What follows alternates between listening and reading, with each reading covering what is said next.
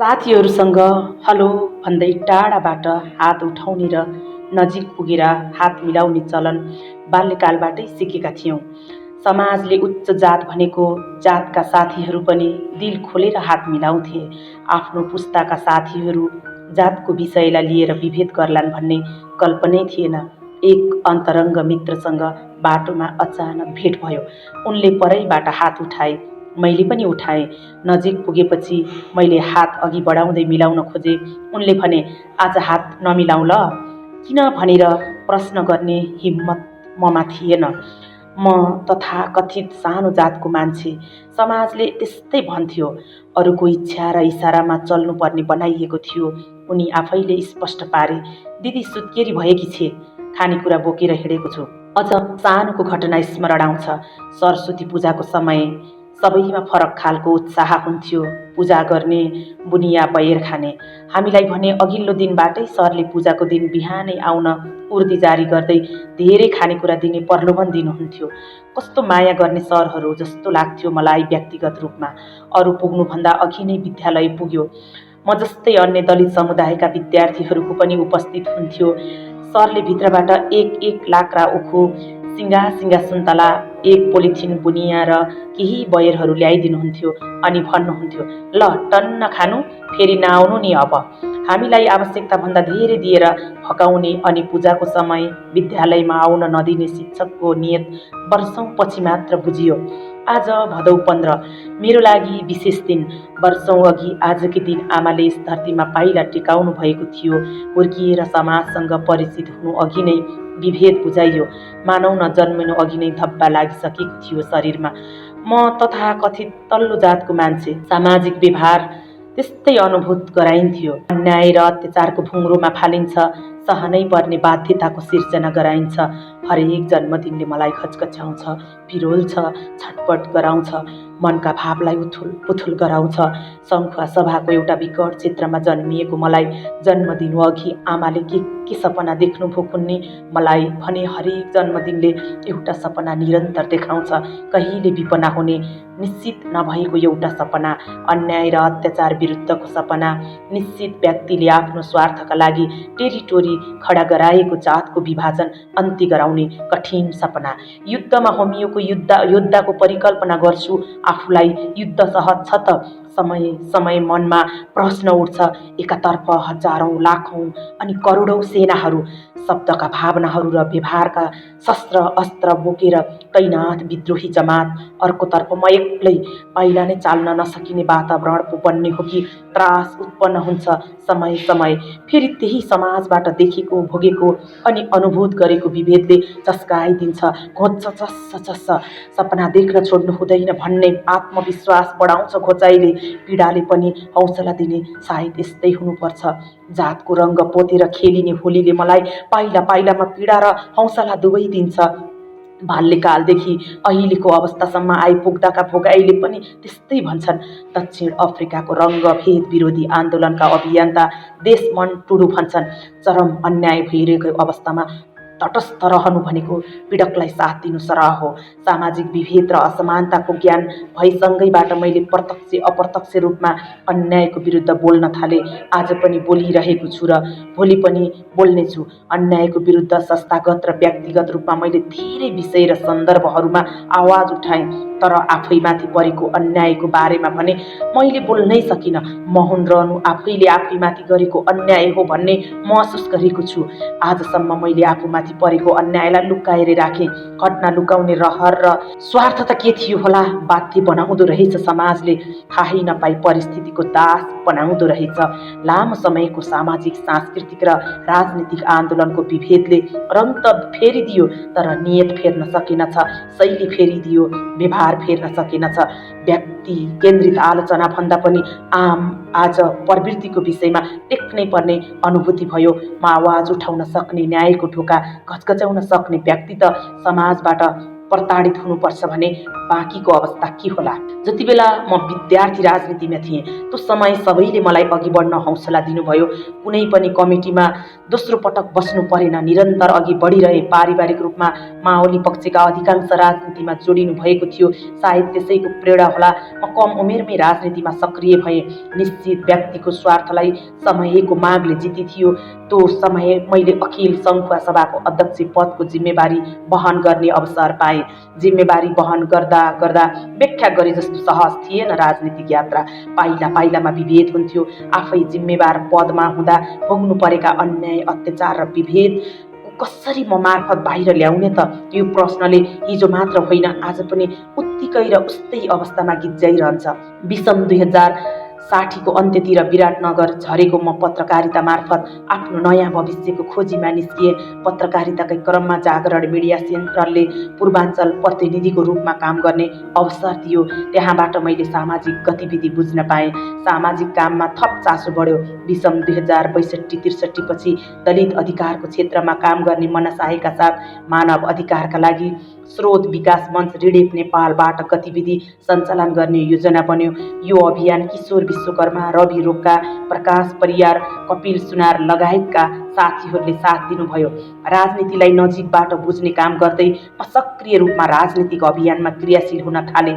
त्यो समयसम्म मलाई औपचारिक जिम्मेवारी वहन गर्न भोग्नुपर्ने कठिनाइको अनुमान पनि भएको रहेनछ।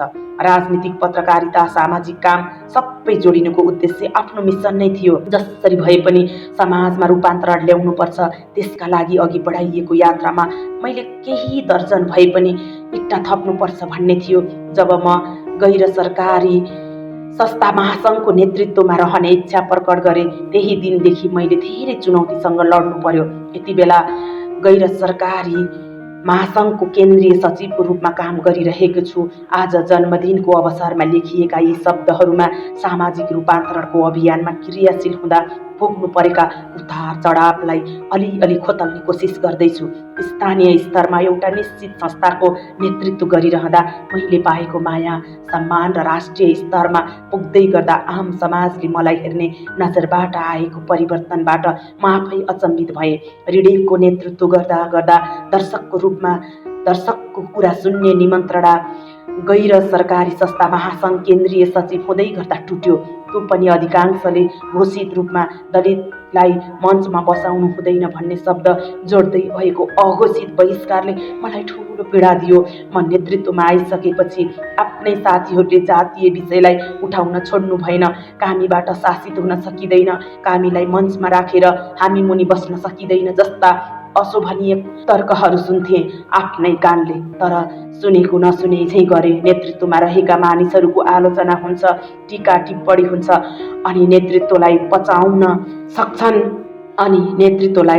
नपचाउन सक्छन्। यो स्वाभाविक प्रक्रिया हो भन्ने मेरो बुझाइ थियो। यो श्रृङ्खला यतिमै रोकिएन। जातीय आधारमा गाली गरेका म्यासेजहरू आदान प्रदान गर्ने, अभियानबाट पलायन हुने वातावरण बनाउने गरी बदनियतपूर्ण कुचेष्टाहरू गरियो। त्यसपछि मैले न्यायका निम्ति प्रहरीमा पुग्ने कि भन्ने अवस्था पनि आयो। अग्रजहरूसँग सल्लाह गरे, बसेर छलफल गरौँ भन्ने सुझाव आयो। समाज रूपान्तरणको सघोषित अगुवा ठान्ने केहीले आफूबाट गल्ती भएको स्वीकार्दै माफी मागेको कागजात अहिले पनि मसँग सुरक्षित छ। तर खुसीको कुरा, मेरो मिसन दौडन छोडेन, बग्न रोकिएन। मेरा नेतृत्वका गैर सरकारी संस्था महासङ्घ प्रदेश 1 को आफ्नै भवन बन्यो। सामाजिक रूपान्तरणका विभिन्न गतिविधिहरूलाई द्रुत गतिमा अघि बढाइयो। सुरुवाती चरणमा राजनीतिमा जोडिएर काम गर्दा गर्दै मैले समाजलाई बुझेँ, जो त्योभन्दा बिल्कुल फरक भयो। सामाजिक क्षेत्रको यात्रा जे सोचियो, जे कल्पना गरियो त्यस्तो भएन। हामीले अहिले पनि कल्पना गरेको समाजभन्दा, शब्दमा पढेको समाजभन्दा व्यवहारको समाज फरक रहेछ। विभेदका चरणहरू, विभेदका शैलीहरू, स्वरूपहरू फेरिएका रहेछन्। सानोमा भने जस्तो पानी नचल्ने विषयलाई अहिले त भावनामै नचल्ने बनाइएछ। सामाजिक रूपान्तरणको विषय अझै जटिल मोडमा पुगेछ। म आफू दलित अधिकारको पक्षमा आवाज बुलन्द गर्दै परिवर्तनको यात्रामा अघि बढ्दै गर्दा स्वयं आफू उत्पीडित हुनुपर्छ भन्ने सोच्न मैले भ्याएकै रहेनछु। आफै दमित हुनुपर्छ भन्ने कल्पनै गरेको रहेनछु। आज पनि हरेक व्यक्ति व्यक्ति, हरेक घर, हरेक टोल समाजमा विभेदको श्रृङ्खला कायम छ। विगतको तुलनामा अझ मौलाएको आकारमा फैलिएको अनि हौसिएको शैलीमा अहिले पनि पानी छोइएको न्युमा दलित समुदायका व्यक्तिले पिटाई खानुपर्छ। देशमा सामाजिक, राजनीतिक, आर्थिक र सांस्कृतिक परिवर्तन भयो भनिन्छ, खै त के भयो? पनि थोरै भयो, धेरै हुन बाँकी थियो। धेरैले थोरैलाई फेरि ढाक्यो, जित्यो। अहिले करिब करिब उस्तै भएको छ समाज, केही परिवर्तन नभएको जस्तो। थोरै शैली फेरियो होला, सोच र नियत फेरिएको छैन। जातको रङ झन् गाढा बन्दैछ। छोएको चल्ने, विवाह चल्ने विषय परेका भए अहिले पनि जात, तल्लो जातको नाम दिएर दलित समुदायसँग कथित उच्च जातसँग गर्न खोज्दैन। राज्यले त्यस प्रकारको वातावरण बनाउन पनि सकेन। कानुन त बन्यो, तर शब्दमा, कागजमा, व्यवहारमा केही भएन। सबै देखावटी भए। म दलित अधिकारको पक्षमा वर्षौंसम्म लड्दै आएको व्यक्तिले घरमा बहिनीको विवाह हुँदा भोज पकाउन तथा कथित उपल्लो जात भनिनेहरूलाई नै दिनुपर्ने बाध्यता बन्यो। नत्र उच्च जात भनाउँदा जातले बहिष्कार गर्ने खतरा थियो। परम्परा तोडाउन मैले पनि सकिनँ। समाज कहाँ पुग्यो त कहाँ पुग्दैछ। अहिले पनि उच्च जातका साथीहरूको घरमा जाँदा अधिकांशले बाहिर बरन्डामै राखेर खाजा खुवाउनुहुन्छ। भित्र पसाउने हिम्मत छैन उहाँसँग, न त मसँग पस्ने हिम्मत नै छ। युवा अवस्थामा हुँदा चुनावी यात्राका क्रममा हिँड्दा कतै बास बस्नुपर्ने भयो। मलाई बाख्राको खोर नजिकै ओछ्यानमा बनाइएछ। रातको 11 बजे 2 घण्टाको घना जङ्गल पार गर्दै घरमा पुगेको घटना मानसपटलमा ताजै छ। पानीको वेग, हावाको चाप र सूर्यको तापभन्दा तीव्र गतिमा समाज विकासको यात्रामा अघि बढिरहेको छ। म मनमनै कल्पना गर्छु, मानवीय चेतना बिनाको विकास कस्तो हुन्छ होला। आज पनि दलित समुदायकी वृद्ध बोक्सीको नाममा पिटाई खान्छे। अछुतको नाममा युवा आज पनि शिक्षित समाजबाट शोषित हुन्छ। बहिनी उच्च समाजका व्यक्ति भनाउँदाबाट बलात्कृत हुन्छे। भाउजूले आज पनि पँधेरोमा पानी छोएको विषयमा भनाई वा पिटाई खानुपर्छ। यी तल्लो जातका भन्ने शब्द आज पनि समाजका कुना कुनामा सुन्नुपर्छ। कति जटिल छ यात्रा। आर्थिक विकासको पक्षबाट हेर्दा आज पनि दलित समुदाय राज्यबाट उपेक्षित छ। उनीहरूमाथि केही गरिएको छ भने देखावटी दयाको भाव राखेर गरिएको छ। समाजको आवश्यकता ठानिएकै छैन। विपन्न दलित, सुकुम्बासी, आदिवासी, जनजाति लगायतको स्तर उठाउनुपर्छ भन्ने चेतना नेतृत्वको भित्री मनमा पलाएको छैन। जातीय विभेद अन्त्य गर्ने कानुन बन्यो। कानुन कसका लागि? हुने खाने पहुँच भएर सम्पन्न व्यक्तिका लागि। म फेरि दोहोर्याउँछु, समाजको अग्रभागमा रहेर काम गरिरहेका ठान्ने म आफू माथि त विभेद रोकिन सकेन। अन्यको अवस्था के होला? सयौं घरको बीचमा भएको एउटा दलितको अन्याय अत्याचारको विरुद्धमा बोल्ने हिम्मत होला त? किमार्थ हुँदैन। थोरैको आवाज उठाउने हिम्मत भइहाल्यो भने पनि दबाब दिएर स्थानीय स्तरमै घटनालाई लुकाउने वा मिलाउने काम गरिन्छ। अनि कहाँ काम लाग्यो छुवाछुत विरुद्धको कानुन। व्यक्तिगत रूपमा मैले र म जस्ता लाखौं दलित समुदायले सहेको विभेदको अन्त्य कानुनी उपचार नै हो भन्ने पनि म ठान्दिनँ। सबै घटनासँग कानुन र व्यवहार मेल नखान सक्छ। यो त समाजको सोच र व्यवहार, संस्कार, नैतिकता र आचरणसँग जोडिएर आउने विषय हो।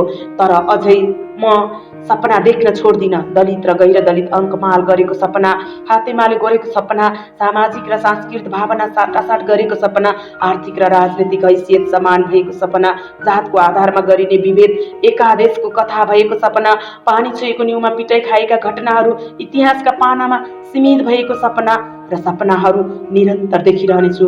म छु र म हुँ भन्ने अनुभूत भएसम्म म अविरल यी सपना देखिरहनेछु। उमेश विश्वकर्मा लेखक हुन्। गैर सरकारी संस्था महासङ्घका केन्द्रीय सचिव उमेश विश्वकर्मा, जसले आफ्नो जन्मदिनको उपलक्ष्यमा आफूले भोगेका जातीय विभेद र आफ्नो सङ्घर्षमा आफूले खेपेका र आफ्ना पाइला चाल्दै गर्दाखेरि उनीमा लागेका चोट र दागहरूको जन्मदिनको उपलक्ष्यमा उनले कोरेको यी शब्दहरूलाई हामीले जस्ताको तस्तै यो आवाज मार्फत बाहिर ल्याएका छौँ। धन्यवाद।